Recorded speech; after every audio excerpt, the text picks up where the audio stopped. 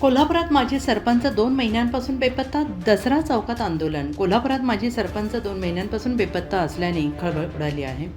भुदरगड तालुक्यातील पाटगाव येथील माजी सरपंच महेश पिळणकर हे गेल्या 2 महिन्यांपासून बेपत्ता आहेत. त्यामुळे कोल्हापुरात पुन्हा एकदा मस्साजोग प्रकरणाची पुनरावृत्ती होते आहे का, असा सवाल उपस्थित केला जातो आहे. दरम्यान या प्रकरणात पोलिसांकडून ठोस कारवाई होत नसल्याचा आरोप करत संविधान हक्क संघर्ष समितीच्या वतीनं दसरा चौकात आंदोलन करण्यात आलेलं आहे. आंदोलकांसह पिळणकर कुटुंबियांनी पोलीस अधीक्षक योगेश कुमार गुप्ता यांची भेट घेऊन प्रकरणाची सखोल चौकशी करण्याची मागणी केली.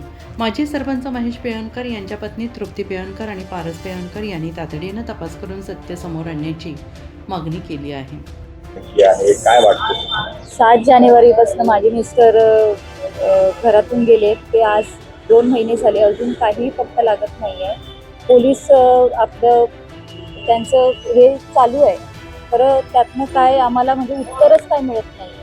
आणि आता 2 महिने आम्ही वाट बघितली आणि आता त्यांची मित्रमंडळी वगैरे सगळ्यांनी मिळून हे आता करायचं ठरवलं. त्यांच्यासाठी आम्ही त्यांच्यासोबत कधी निघून गेले?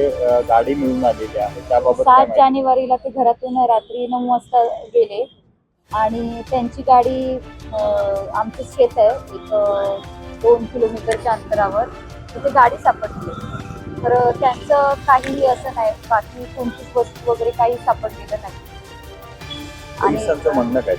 पोलिसांनी सगळ्या बाजूने तपास केलाय, खरं अजून त्यांच्या हातात ठोस काहीच नाही असं सांगते. असं मला वाटत नाही, वैयक्तिक मला असं वाटत नाही, कारण ते म्हणजे सगळ्यांशी चांगले वागायचे, कधी कुणाशी भांडण वगैरे असं काही त्यांचं नव्हतं. तरी पण काय सांगू शकत नाही. नाव काय आपलं? तृप्ती महेश. ते 10 वर्षापूर्वी ते सरपंच होते गावचे आणि अजूनही आता सदस्य पण होते, उप सरपंच होते मागच्या ह्याच्यामध्ये. आता ते सदस्य होते ग्रामपंचायत. काय नेमकं तपास झालेला आहे? काय त्यांचं झालेलं आहे? घात झालेला आहे किंवा पेपर काय?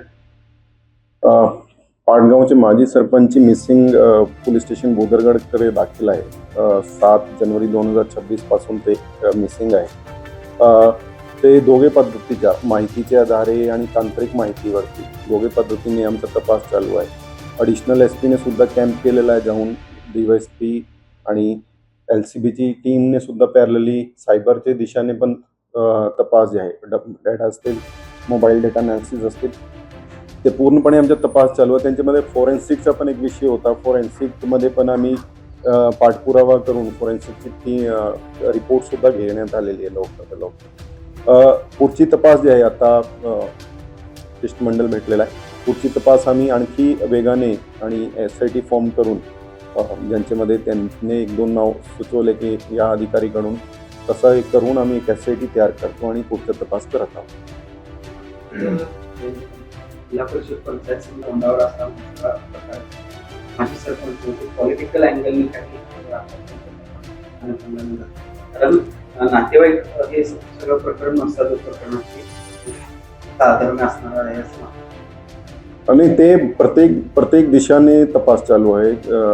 त्यांचे काय मित्रमंडळी सोबत किंवा राजकारण सगळे दिशाने आमचा तपास चालू आहे. आणि कोणालाही आम्ही म्हणजे कुठलंही आज त्यांचे जे नातेवाईक होते त्यांच्याकडून पण मुद्दा तोच विचारला की कोणा आणखी आपली काय शंका असेल तर ते पण आम्हाला सांगा, त्या दिशेने पण आम्ही तपास करू. तर आमची तपास जे आहे प्रत्येक दिशेने चालू आहे.